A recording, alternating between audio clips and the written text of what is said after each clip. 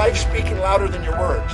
Look at where you spend your money and you'll see a pattern. What you fill your space, your time, your energy, and your money will show a pattern. I used to live in New York. I used to live in Trump Tower, right underneath the Donald. So I've known Donald for 30 years. Crazy guy. So comparison only comes in because you're not engaged with your highest priority. Don't do desperate things if you want to do something inspiring.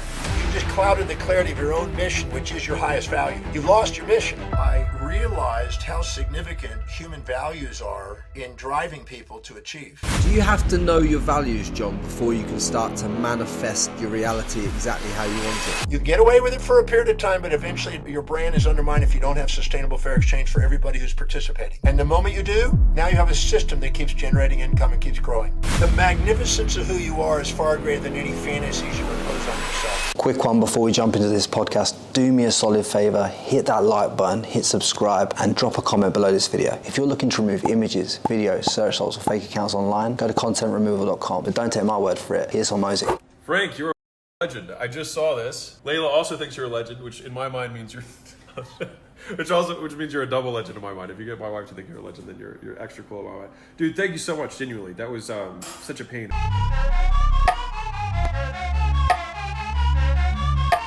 Welcome back to the Frankie Lee podcast. And today, guys, we have got a treat for you today.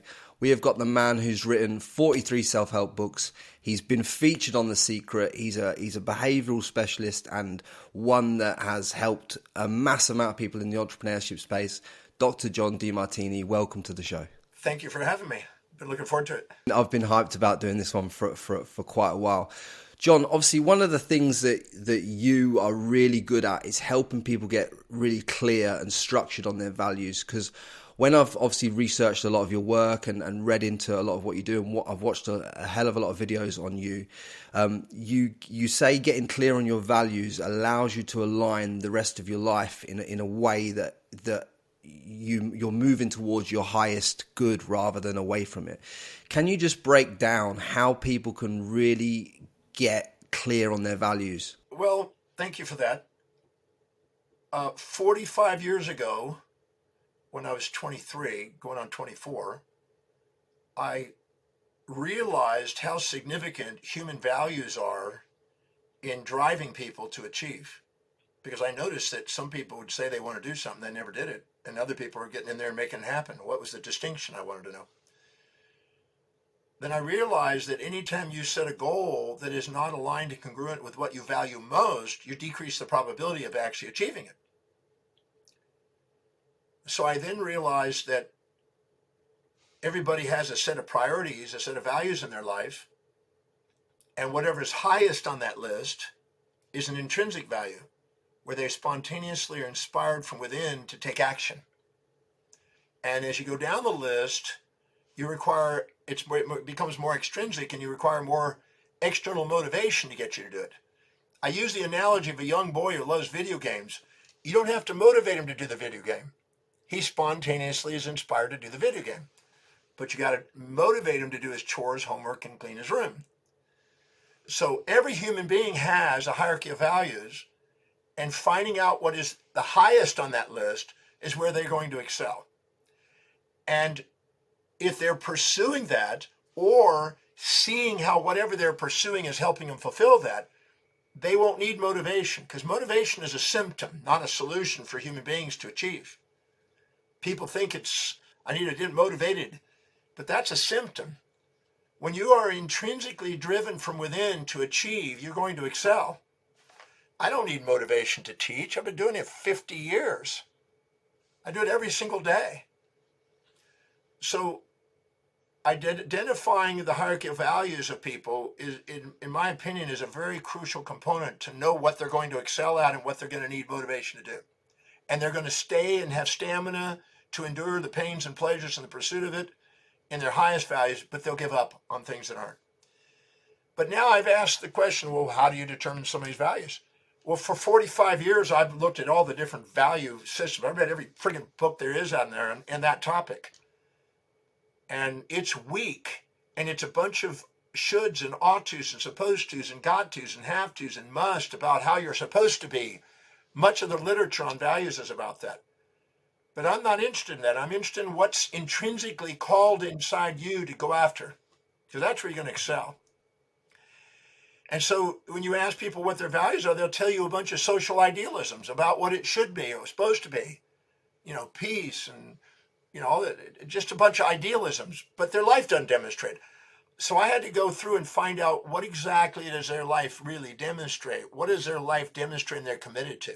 Finding out what that is was the first step. And I created over the years a series of questions to discern that. And I think it's a solid piece of work, and it's being used by governments, companies, corporations, people, specialists all over now. But the first value determinant, I found 13 main ones. The first value determinant is space. There's a study called proxemics, and your first foot and a half around you is your intimate space, 4 feet's your personal or individual space, up to 10 foot is your social space, and beyond 10 foot is about your public space. So things that are proximal and close to you, you value more. Things that aren't valuable, you push away from you. You don't want it around you. So if you look very carefully, the kid who loves video games got his video game around him. He's stuck to that video game all day long. People like me, I'm in front of a computer teaching every day, or I'm in front of researching to try to gather information to teach. So you fill your space with what you value most. And so I have a series of questions to help discern what is the most consistent, most intimate items, objects, or things or people that you keep in your space, your intimate space and close personal space. Like I say, I'm within a foot and a half of my computer most of the day because I'm teaching most of the time. I just got off one podcast, this podcast, and another one after this one. So if I look at it, my life demonstrates in my space what's valuable to me, learning and speaking. But I have a lady I was doing interviews on a podcast recently, Kate Strong, who's a champion, world-class leading cyclist in the world. And within a foot and a half of her were 3 bicycles on her podcast. She holds on to bicycles while she's doing her podcast because it's like, this is her life.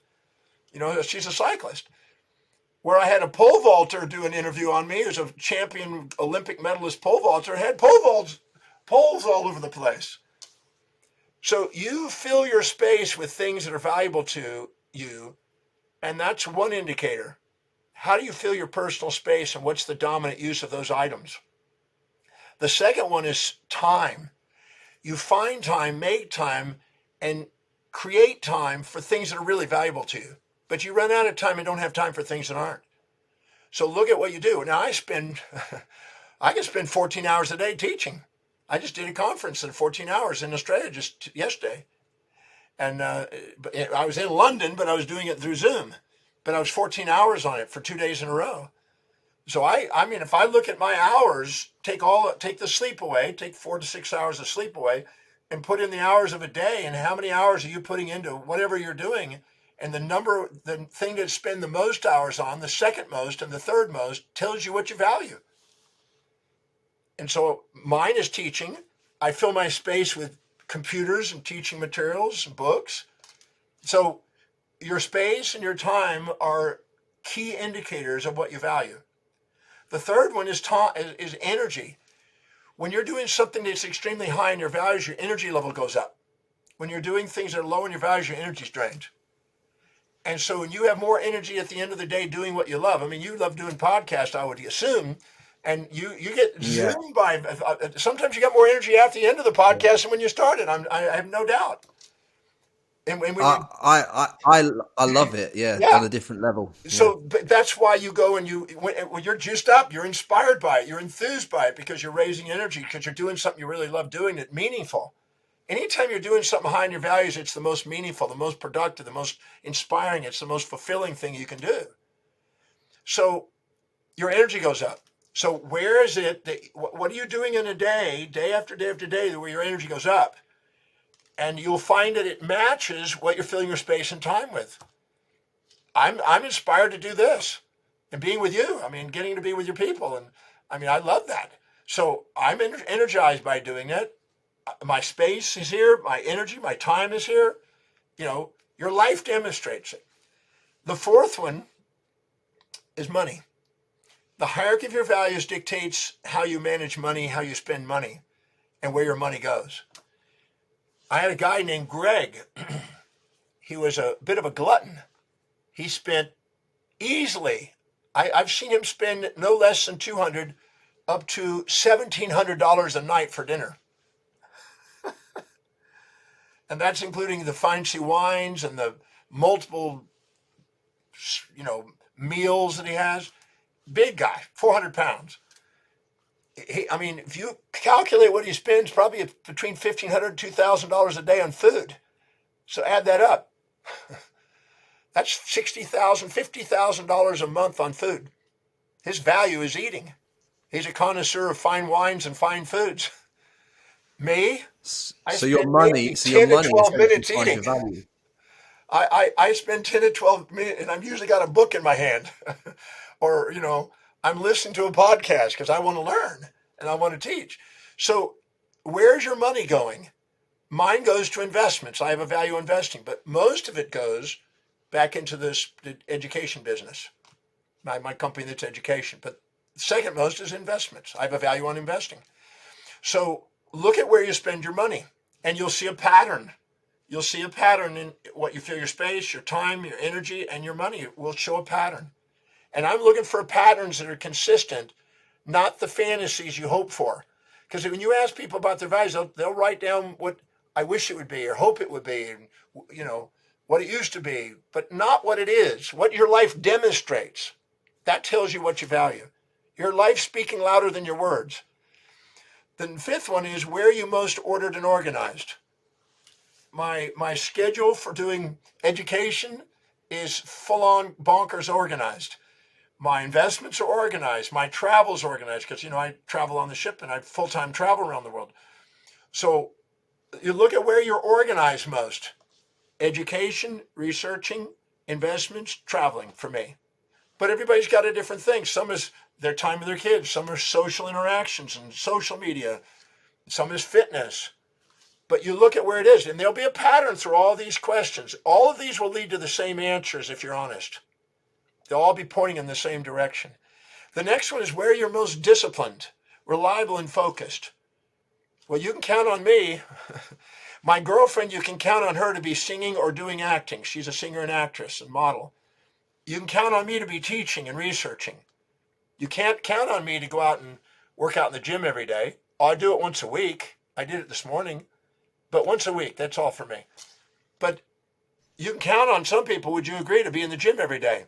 My girlfriend's in the gym every single day. She's got to have a perfect bod. She paid for that. And she's got it. But she works out every day. So the hierarchy of your values dictates where you're disciplined, where you're reliable. You can count on me to be teaching somewhere and researching and traveling. You can't count on me to be socializing in a party or, working out in the gym every day or washing a car or driving. I haven't driven in 33 years. I haven't driven a car in 33 years. You can't count on me to do that because I have zero value on cars. Zero. I have a car service that takes care of me. And I want to be able to research and write while I'm in the back seat. So you look carefully at what you are disciplined at. That's the first six. The seventh one is what are you thinking about how you would love your life to be that shows evidence coming true? What are you thinking about how you would love your life to be that shows evidence? If there's no evidence, you don't write that. If it's not what you would love, you don't write that. People want to write down, well, I have no evidence of it, but this is what I want. I'm not interested in that. I'm interested in what you think about how you would love your life that shows evidence of coming true. I have been thinking about, since I was 17, traveling the world and becoming a teacher. That's been my main focus consistently for 50 years plus. I mean, it's just been focused. So that's what I do. I travel the world. I've been to 192 countries speaking. 192 countries. I still got another 28 to go. But 192 speaking somewhere in some country, not 192 countries. So I had a dream to travel the world and teach and to research and learn. And there's evidence of that. I had a desire to be financially independent. So I'm financially independent times 50. I had a desire to step foot in every country on the face of the earth. So 192 speaking. I've been to more countries not speaking, but with speaking. So what is evidence? You know, I also had a fantasy of being an international sex symbol, but there's zero evidence of that. Yeah. Yeah, I have to I delegate. love I tell my girlfriend, I say I have to delegate to George Clooney to take care of lovemaking for my girlfriend, and she says she loves me even more if I do that. Jokingly, I'm teasing, but the point is, I don't have any evidence on that, so I can't write down something that I talk about. Oh, I want this. If there's no evidence, it's bullshit. Excuse the expression. It's just bull. I want to know what you have life evidence of. The next one is what do you So what visualize? percentage of society? Pardon me? Yeah. So what percentage of society do you think are not leaning on values they think they have but don't really have? I've been doing value determination since 45 years. I only met one perfectly congruent individual out of 45 years, a woman out of Israel. Only one. The majority of people Wow. think they know what they want. Let me give you a side adventure here. I was in South Africa speaking at the Success Summit there, about 5,000 something people. I was starting it, Richard Branson was ending it, and they had a bunch of speakers in between. And I got up on stage, and they introduced me. I came up on stage, it's first thing in the morning, and I asked, how many of you would love to be financially independent, where your passive income exceeds your active income, and you're working because you love to, not because you have to? Every hand went up. Two hands. Hands, even a leg went in the air. You know, legs were in the air, right? So that would sort of give you the impression that they believe that's what they want. Would you agree? That's what their body language is saying, well, that's what it is. But then I asked them a question, what percentage of the population become financially independent? And I heard between 1% and 5%. The truth is it's less than 1%. Now, 99.9999999% of the people all had their hands up. They said they wanted that, but less than 1% make it. I said, isn't that interesting that you all have your hands up and only 1% of you is going to make it? Statistically? Isn't that a discrepancy? Why is there a discrepancy? This is the question I asked 45 years ago. Then I asked them to do a favor. I said, get a piece of paper out, and I'm going to have you write down in 1 minute, I'm going to give you 10 million US dollars. And in South Africa, they can go, you could be relatively well off with that, enough to survive on that. To give you 10 million US dollars, you have 60 seconds to write down what you would do, the 10 things you would do if you got $10 million. I give you 10 million free, tax free, so it's yours. You got 60 seconds, 10 things, write the 10 things you would do if you got that 10 million right now. Woo, boy, they were excited. 60 seconds in, stop, hand it to the person next to you, what you just wrote. On the person next to you, I want you to decide how much of that money was spent on consumables that depreciate in value, and how much of that is now an asset still going to be working for them to make passive income. Between 20 and 80% of the money that I gave them was gone in a minute. And they bought consumables. They bought a house, they bought a car, nothing that produced income. So they were going, and I explained to them, if you bought and spent the money on consumables that depreciate and not on buying assets that appreciated, that gave you return, passive income, you're not on your way to financial independence. What you're fantasizing when you think of financial independence is the lifestyles of the rich and famous. And that's why most gimmicks sold in the marketplace to tell people how to be wealthy put pictures of cars and houses and gold and all the fantasies out there in order to get them into the presentation, which is a sign that they're not interested in wealth building because that's boring. It's interested in the stuff. And as long as they have a higher value on the stuff than they do on actually having their money growing, they're not going to have money growing. They're going to blow it. Like Nicolas Cage had $150 million and wiped it out, went bankrupt, right? Wiped it all out. He's just now learning how to build wealth, and he's back up to 25 million. So the hierarchy of your values dictates your financial destiny. Tell me what your values are. I'll tell you where your money's going to go. So most people think, I want to be financially independent. They all put their hands up. No, they don't. They want to spend their money the second they get it. And that's why they're immediate gratifying consumables, buying other people's brands, living vicariously through other people's brands is keeping them from ever building a brand that actually produces a great income for them to be financially independent. So that's why I want to know their values. Now, I get that every week. Every week people tell me one thing and then I go and do a value determination. Is that what you came to? And they go, no. I said, well, it's time to ground yourself, because if you're setting goals and it's not matching your values, you have an incongruency and you're not likely to achieve. So you either got to change the values to match the goals, or the goals to match the values, or otherwise you got an internal conflict inside you. Now let me go to the next one. The next one is, what is your vision about how you would love your life to be that shows evidence of coming true? I have a vision. I can show you a vision that I had since 17.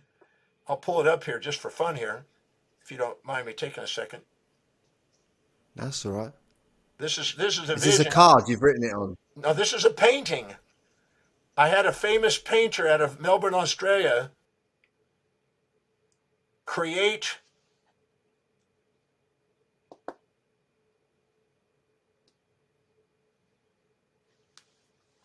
the vision I had when I was 17. That's 1 million people in a square.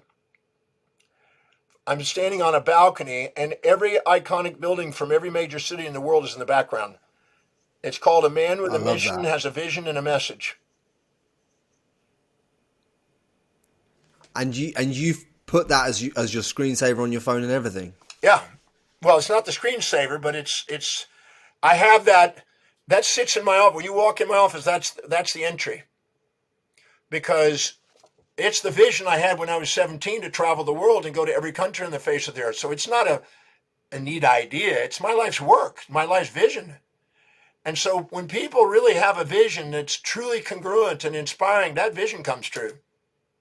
That's true. I'm reaching people all over the world. We reach billions of people now because of this. So I'm absolutely certain that you can set something that is really truly an inspiring vision, that you dominate your thought on it. Whatever's highest on your value, you automatically dominate your thought on it. And whenever you're setting a goal that's congruent with your highest value, the blood glucose and oxygen goes into the medial prefrontal cortex and the forebrain, and that area is lit up and has associations with the visual cortex, and you see the vision. Those with the vision flourish. You see it. You see it in your mind's eye. So I want to know, what are you seeing? I want to know, what are you thinking? I want to know next is, what are you internally dialoguing with yourself about? What's going on inside? See, I've been saying to myself that I'm an international professional speaker traveling all over the world, inspiring millions of people across the planet since I was 20. Since I was 18, I've seen that vision. And I've said, the universe is my playground. The world is my home. Every country is a room in the house. Every city is a platform to share my heart and soul with people. So you have internal dialogues about how you would love your life that shows evidence coming true. Those are what I'm interested in. If there's no evidence, it's fantasies. I joke about the international sex symbol. I'm not an international sex symbol. That's not really important to me. I spend more time reading and studying and teaching than I ever do having sex with somebody. But I have a beautiful girlfriend that's hot and sexy. But I'm not a national sex symbol, because that would be distracting. That would be totally distracting from what I'm up to. And it would be, it's hard enough to handle one female, let alone tons of females. That's not my focus. But the point is that I can make those fantasies up, but it's not, if you sit down and write down as fantasies and you don't have any objective proof that you're making progress on it and metricing it, it's a fantasy and it's distracting. And your life will be a nightmare comparing your life currently to what the fantasy is. So I don't want fantasies. I want objectives. And most people don't know the distinction between them. And then they are beating themselves up, thinking I'm sabotaging, because they're going after fantasies, because they're going after things that they admire in other people instead of looking inside. We're not here to compare ourselves to others. We're here to compare our daily actions to what we value most, and to see how congruent we are and how integral we are and how inspired we are, because we're inspired by our highest values. The next one is, what do we converse with other people about? If people come up to you and if they're high value on children, they'll go, how are your children? If they have a high value on golf, they'll go, how's your golf game? If they have a high value on business, they'll go, how's your business going? If they have a high value on wealth, they'll say, well, how's your investments? If they have a high value on your social life, they go, who are you meeting? Or, who are you hanging out with? Whatever is valuable, you want to talk about. It's natural to want to converse about things that are most important to us. So look at what you keep bringing the conversation to, or if somebody talks about it, you're engaged. We've all been at a social party that's a bit boring sometimes, and you're about to go home, and all of a sudden you meet somebody and they start talking about what's important, and you can stay there for the next 2 hours. You're engaged again. But finding out what engages you in conversation, all these will all point to the same series of values, the same answers if you're honest. And I'm looking for congruency. And most people don't want it. They're afraid of it. They're afraid of not fitting into what they think their mentor is, or they're afraid of not fitting into whoever they admire. They're stuck in the herd mentality instead of being heard. The next one is, what is it that inspires them and brings tears of inspiration in moments of authenticity? When I've been standing on the shoulders of reading the great philosophers, the Nobel Prize winners, the great thinkers, the great business leaders, anybody that's done something extraordinary, when I read about their lives and I get to meet them, because I've met over 4,000 people that have made major differences in the world, I get inspired. They'll bring tears to my eyes talking to them about how they overcame challenges and how they conquered their objectives. What is it that inspires you? In mine, it's been mainly learning. I've been inspired by all the Nobel Prize winners and all the great thinkers throughout time, or anybody who's got in a highly intelligent strategy in any field. I am just absolutely engaged in that. On the next one, did you then look at what are the 3 most consistent, persistent goals you've had that are absolutely being knocked out of the ballpark? What are the 3 most consistent, persistent goals you're knocking out of the ballpark, and it's happening? Massive evidence is showing up. In my case, it's teaching, writing. I've written God knows how many books. We got 43 that are just self-help books, but there's over 100 books that I've written. I'm writing every single day, textbooks and all kinds of books. So I look at what my life demonstrates. That's where my value is. And the last one is, what is it you can't wait to study, read, learn, and fill your mind with? If you have a high value on children, you're going to be going to the children's book section. If you have a high value in business, you're going to go to the book sections in business when they had bookstores. Now you're getting things online on Amazon, but you're going to, or on just blogs. You're watching blogs. What are you feeding your mind? What's the most common things you want to feed your mind? You thirst for, want to know. That tells you what your values are. If you take those 13 questions and take 3 answers for each, and you will see a pattern in the answers, and look at how frequent the answers are. The ones that are most frequent, second most, and third most frequent will be a great reflection of what your values are. And then if you ask people, and I've done it over 100,000 people easily, right now, how many of you can see that what showed up as number 1, can you see that your identity revolves around it? Every hand goes up. How many of you feel that your purpose is pointed in that direction? The hand goes up.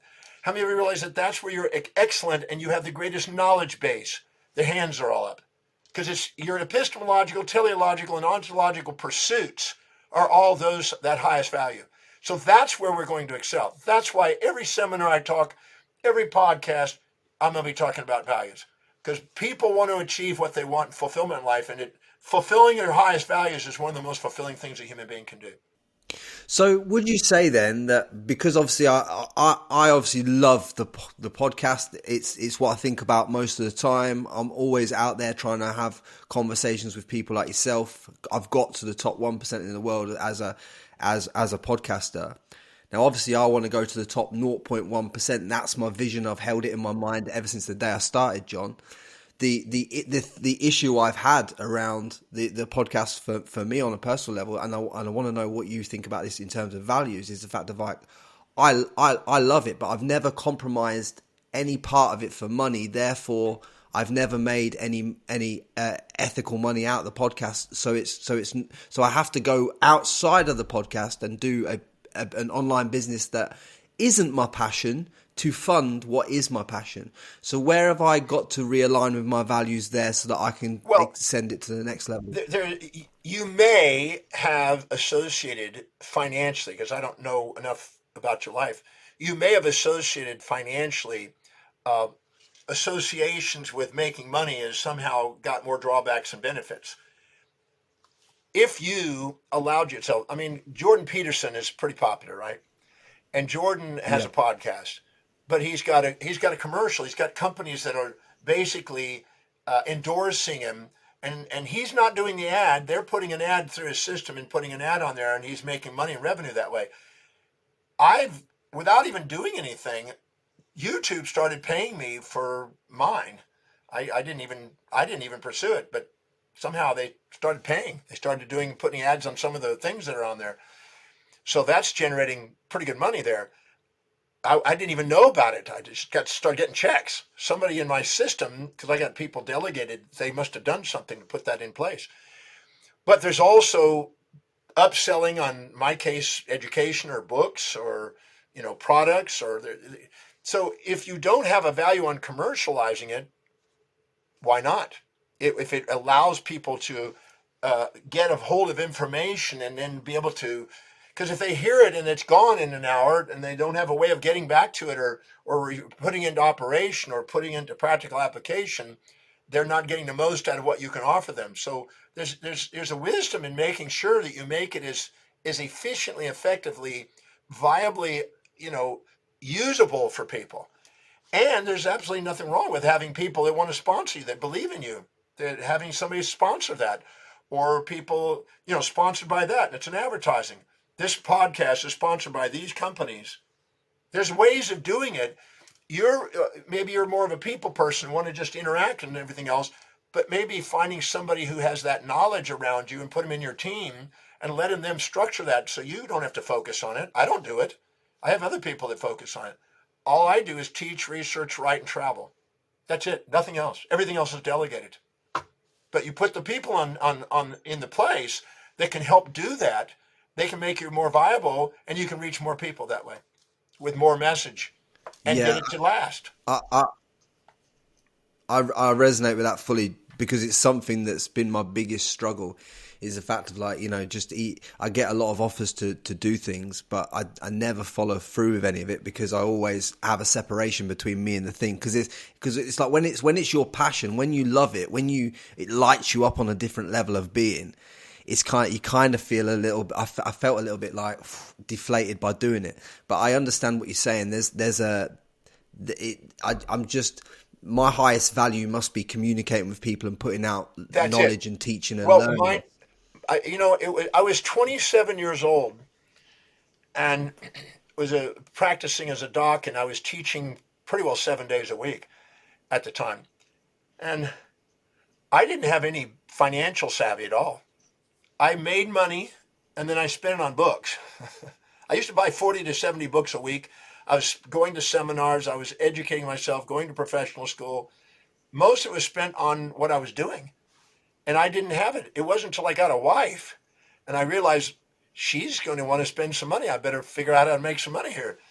And the kids and, the house and all that stuff. I started to go, well, I better learn about this because this is cost, right?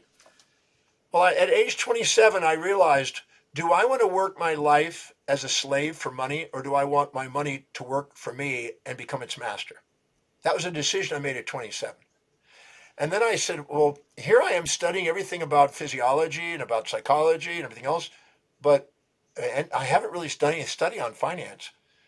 So I decided I was going to ask, how is studying finance going to help people in their life, help them become less stressed? And I realized there are 7 basic areas of life. We have a spiritual quest, an intellectual quest, a business quest, a financial quest, a family quest, a social quest, a health quest, right? I said, well, they're inseparable as far as I'm concerned. Your health can undermine your business. Your business can undermine your health. If you don't have finance, you can undermine your relationship. People divorce people because they didn't make enough money. So I realized I better master all of those. I want to master all of them because otherwise I'm not going to help people master their life. So I decided to go on a learning curve, basically, of finance. Started reading, and getting some mentorship and everything else. And then I realized I don't even have to do anything. All I did is automated a financial savings process and increase the savings and increase the investing on a quarterly basis. Really simple. I mean, I taught somebody in 15 minutes what I did. But that's simple.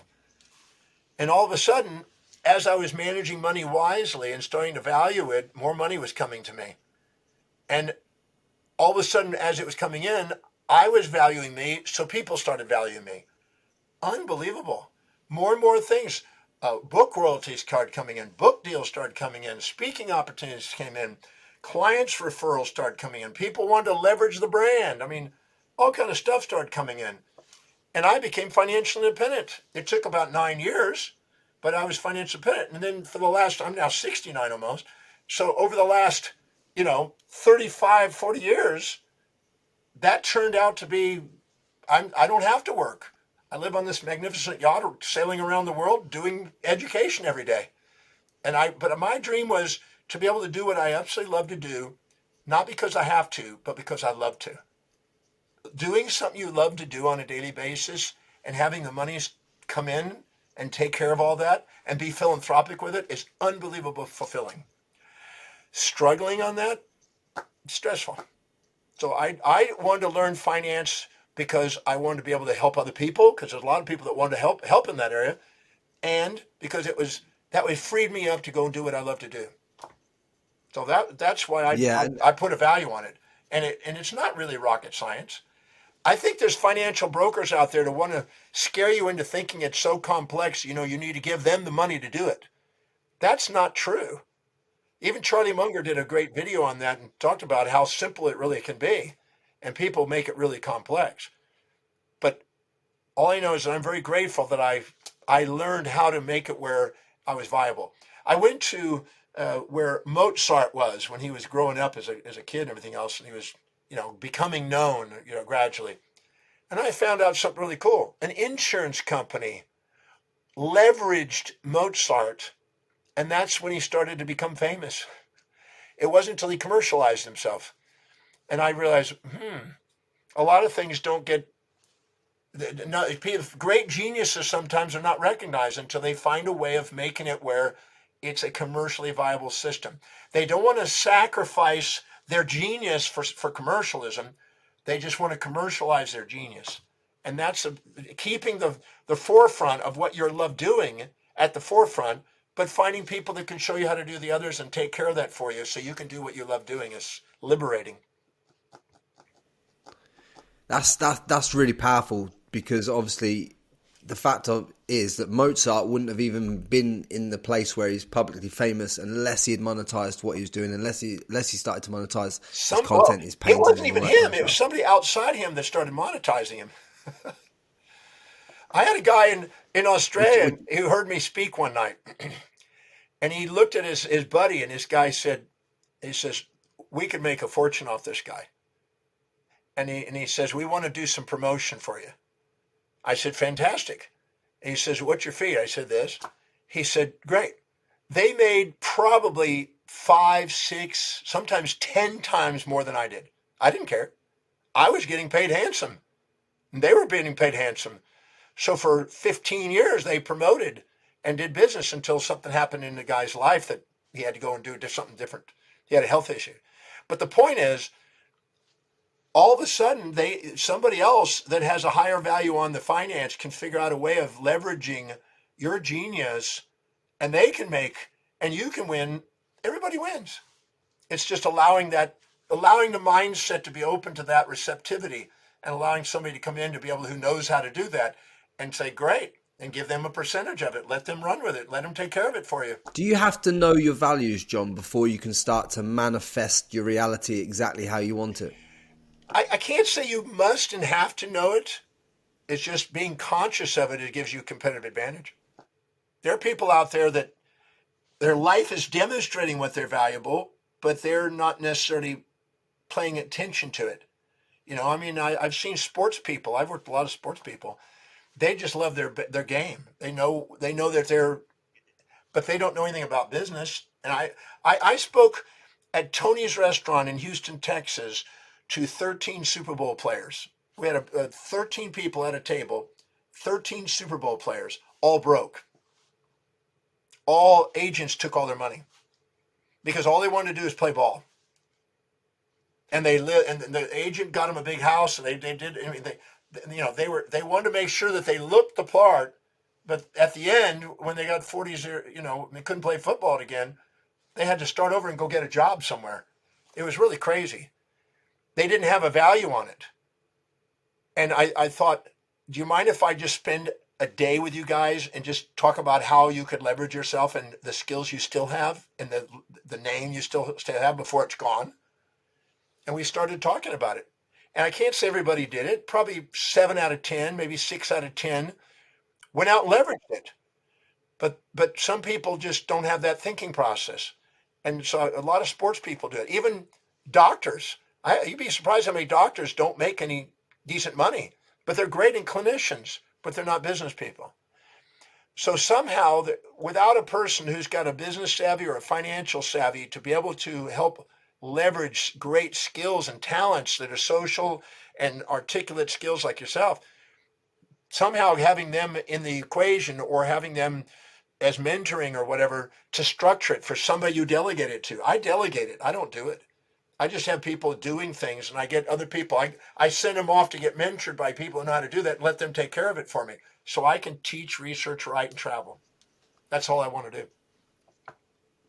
And you find, I read somewhere that you find out the values of all your staff as well, so that you know that they're truly aligned with the role. Well, I did that. I've delegated that. Management is now taking care of that, but they do that. We don't hire anybody without knowing what their values are, because nobody goes to work for the sake of a company. They go to work to fulfill what they value most. If they can't see how the job description is helping them fulfill what they value most, they're not engaged. And you're going to have to micromanage them and push them uphill, and they're not going to be experts. Many people hire people that are less competent than them so they can feel important, I guess. But the real truth is you want somebody who knows way more about it. I mean, my IT guy knows 100 times, no, 1,000 times more than I do about IT. And the social media people know way more than I know about social media. I didn't even have a cell phone until 2 years ago. And the only reason I got a cell phone is because there's a guy from India that said, I want you to speak, but it needs to be on WhatsApp. I go, what the hell's WhatsApp? I didn't even know about it. And I called my daughter and says, you know anything about WhatsApp? She's, of course, Dad. Come on, get it with it, man.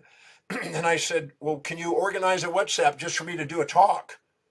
So I don't hardly use this thing except for research. I use my phone for researching and talking to my girlfriend, my kids, my director, and occasionally WhatsApp. That's it. I don't use it. I don't get distracted by social medias and all that stuff like most people do. I put things out on it, but I don't get distracted by it. I want to be able to do what I love doing, teach, research, write, travel. That's it. And do you think then that most people are distracting themselves to keep themselves away from their own truth, so to speak? Well, when you're not living by your highest values, the unfulfillment puts you into your amygdala, and the amygdala wants immediate gratification, and immediate gratification is easily distracted by impulses that you seek and instincts that you're trying to avoid. So that's a symptom. If you don't fill your day with high priority actions that inspire you, that's highest on your values, your day is going to fill up with low priority distractions, and your amygdala is going to come online instead of your executive function. And that's where most people are trapped. They're distracted by everybody else, and they're worried about what other people think and do, and they're comparing themselves to other people instead of comparing their actions to their own dreams. So comparison only comes in because you're not engaged with your highest priority. Well, you tell me, when you're absolutely focused on a guest and you're focused on a thing, are you thinking about anything else? No, not at all. No, you're in the zone.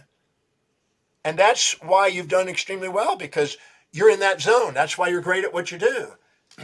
But if you are not inspired by what you do, and I'm amazed. I used to live in New York. We used to live in Trump Tower, right underneath the Donald. So I've known Donald for 30 years. Crazy guy. But we'd have a car service if you're going to the airport and going to a specific location. But sometimes we would get in a cab. And I would sometimes ask the cab drivers, how long have you been driving a cab, man? And they'll look in the rear view mirror and they'll say 2 years, 5 years, or whatever. I said, do you love it? And they'll look up and they'll go, pays the bills, man. And it's a dirty cab. And sometimes I won't even get in the cabs if they're that filthy, right? They're not inspired.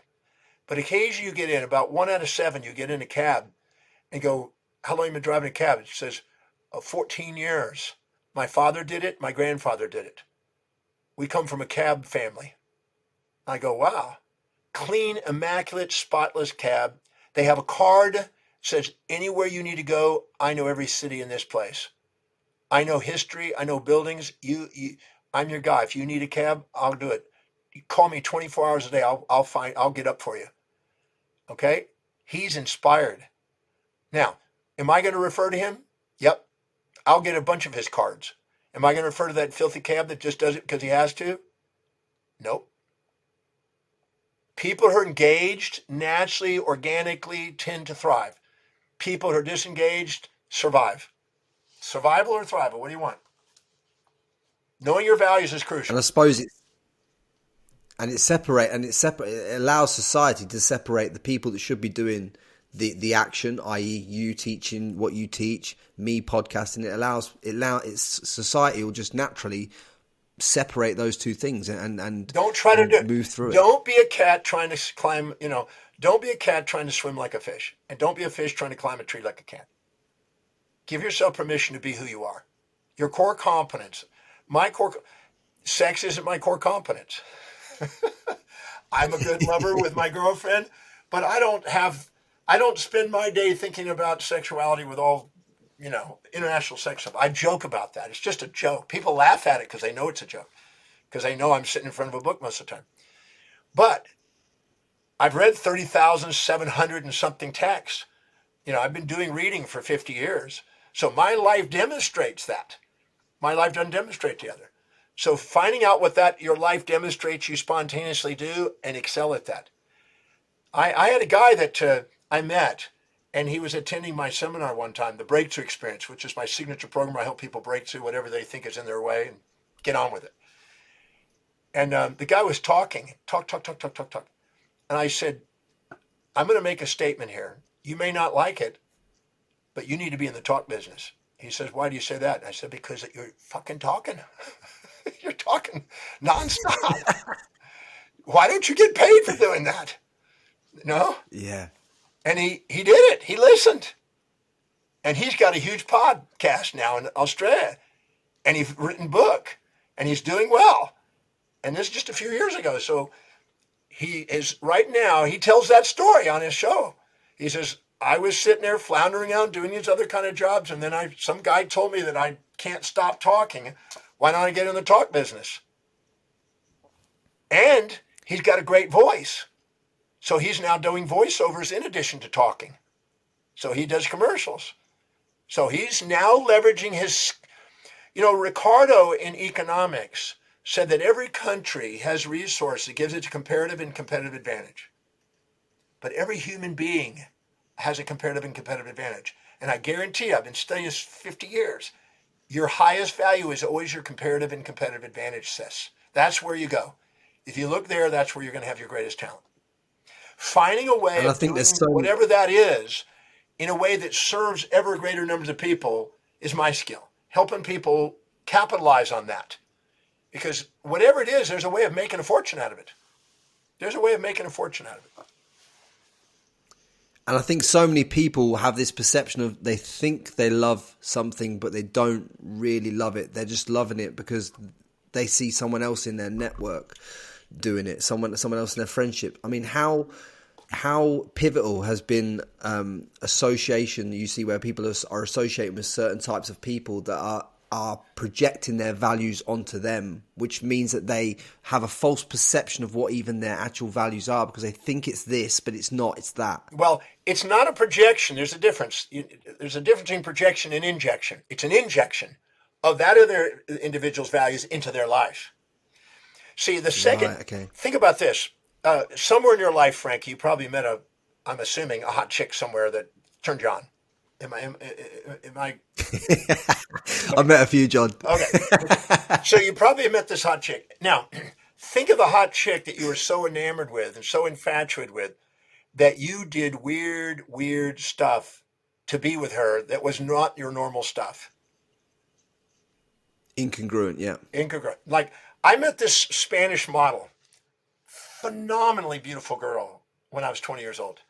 My day consisted of studying physics, chemistry, biology, pre-med, you know, you know, organic chemistry. I mean, mine was the sciences. I found myself once I met her doing pom-pom dancing, like left field. And I thought, wow, I've injected her values for fear of losing her. I was so see, anytime you infatuate with somebody, you get a philia and then you have a phobia of losing it. So you don't want to lose that. So you'll sacrifice what's important to you to be with them, and you inject their values, and they become the source of the superego. And you now are subordinating to this individual that you put on a pedestal. And Ralph Waldo Emerson said, envy is ignorance and imitation is suicide. You know, trying to envy and try to imitate somebody else is foolish. It's futile. You can't do it without eventually building up resentment and going, I want my life back. That's always what happens. Now, the other side of the equation, if you put somebody down, you tend to project your values onto them and try to get them to live in your values. You should do this. You ought to be doing this. So anytime you hear yourself saying, I should, I ought to, I'm supposed to, I got to, I have to, I must, and I need to, you've injected a value from some outer authority that you've looked up to in business or intellectual or financial or in family or social or physical or health or spiritual. And the second you do, you've just clouded the clarity of your own mission, which is your highest value. You've lost your mission. You've lost your soul, as they say, distracted because of comparisons. We're not here to compare. We're not here to put people on pedestals. We're here to go and find out whatever we admire in them, find out where that is already inside us, and wake it up and thank them for making us aware of what we've been denying in ourselves. We've been too humble to admit what we see in them inside us, and then stand on their shoulder and thank them, but not imitate them and not try to be like them. That's foolish. You'll be second at somebody else instead of being first to being you. And I suppose that's where frustration as an energy level comes into your path, because you don't know why you're frustrated, but the reason why you're frustrated is because you are not acting in the highest level of consciousness for yourself. That's right? it. You're trying to be somebody you're not. Every symptom in physiology, and I could go into the details of the physiology, the autonomics, the epigenetics, I could go into it in fast detail. Every symptom in your physical body, every symptom in your psychological behavior, every symptom in your sociological feedback from society, and every symptom in your business is a feedback to let you know you're not authentic. That's what it's trying to tell you. You're exaggerating yourself. See, if you puff yourself up and exaggerate yourself and think you're too proud to admit what you see in somebody inside you, you'll talk down to your customer, you'll talk down to your employees, you'll talk down to your spouse, you'll be a big shot that'll eventually, pride before the fall will happen. And if you minimize yourself, you'll sacrifice profits, you'll have anarchy in your business, and you'll play underdog, and then they'll go out and have an affair on you. So it's trying to teach you how to have equanimity within yourself and equity between yourself and others, and to see that the seer, the seeing, and the seen are the same between you and other people, and level the playing field. The moment you do, you have sustainable fair exchange, which is maximum potential and maximum productivity for human beings. So we're not here to put people on pedestals or pits. We're here to put them in a heart. We're not here to be narcissistic by looking down on people and trying to get something for nothing, or altruistic and sacrifice for others and give something for nothing. We're here to have sustainable fair exchange where we have something we both want to come back to the table. In relationships, in our relationship with our kids, relationship with our business, our employees, etc. The fair exchange is the key thing there, because if it's not in fair exchange, again, that is where that frustrated point comes in from one party or the other, and that's why it's so critical when you do business, or when you do a podcast, or when you do anything else, that there has to be, like, if you're giving but not receiving, there has to be some receiving involved as well. No, you deserve to receive fairly. You deserve to receive, because otherwise you'll burn out trying to give. You want to do both. You want to have fair exchange on it. Let me give you an example of Jeff Bezos. He studied that guy from Japan on Sony, and he saw how important to have a vision that's bigger than just a company, a whole country vision, as Sony did. But he also decided he was going to be the most customer-centric company in America. That was his focus. And he did. And Amazon became a behemoth. It became a giant entity because of that. But he wasn't employee-centric. He was customer-centric. and he was making sure the customer got a package deal that they couldn't get anywhere else, and he grew massive numbers of customers. But he wasn't employee-centric. So eventually the employees said, this isn't working for us. We're working long hours and not getting paid enough. So they got together and created a Teamsters union to go against him. This is just a few years ago. And then all of a sudden he had to go and get employee-centric also. So then what happens is he got customer-centric. That blew it out of the water. Made him money.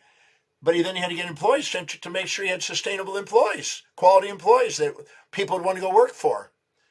But then when he did that and he gave them more, then all of a sudden the stockholders are saying, well, wait a minute now, we were making this type of profit. So end up he having to lower a little bit of his profits to make sure that stockholders got it. So he had to be stockholder centric. So nature is going to keep creating symptoms wherever there's not a sustainable fair exchange. Eventually it bites you. You can get away with it for a period of time, but eventually your brand is undermined if you don't have sustainable fair exchange for everybody who's participating. And the moment you do, now you have a system that keeps generating income and keeps growing. And it's a science. So finding out your authentic self is not exaggerated. It's not minimized. It's not narcissistic. It's not altruistic. It's fair exchange. The true authentic you is into sustainable fair exchange. I love that because you're right. It's so succinct that if it's not, then you've got chaos in some area of your life, and the chaos essentially is where you put yourself into a lower vibration. So how can people get themselves into the highest vibration most of the time? Then is it there's got to be something else on top of the values that stacks that makes that happen at a more consistent basis. No, it's all value based. All there is asking yourself this question: what is the highest priority action I can do today that will serve the greatest number of people in the most efficient, effective manner with the resources I have access to today? If I stick to highest priority actions and delegate everything else, I made a law. I learned at 27, don't do desperate things. If you want to do something inspiring, don't do desperate things.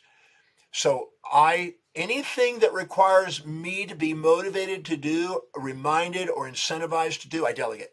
I find somebody that loves doing that and free that up and stay with my core competence. Stay where I absolutely love spontaneously doing it. So if you're not delegating, you can't possibly live an inspired life without some sort of delegation, because you're going to be doing too many things that aren't the most inspiring things in your life, weighing you down.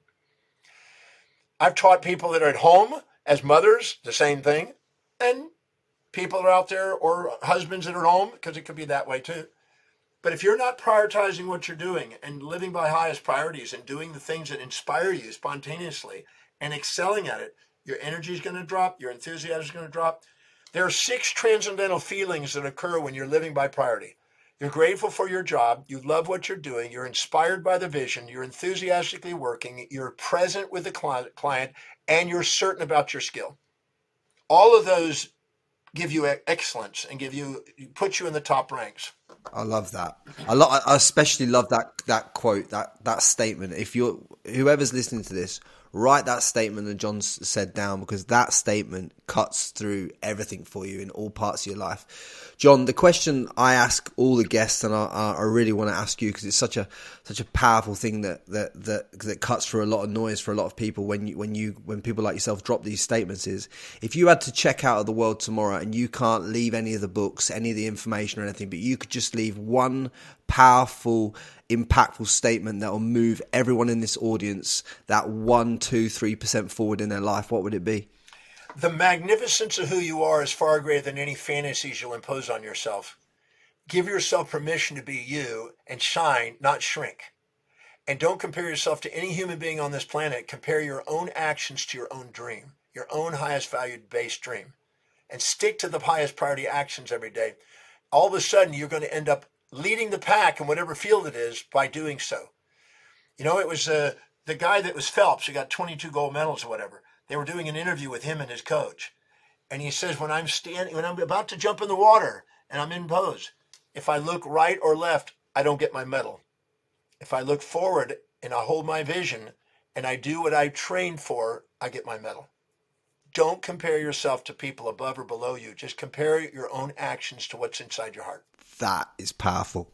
And that is Dr. John Demartini. I just want to say that obviously hit it out of the ballpark on all levels for me. Honestly, that means a lot to me for you coming on here, and I appreciate it. Guys, go to drjohndemartini.com if you want to see John's work, if you want to align your values, because John's got a real good thing on there that helps you align your values and get that straight.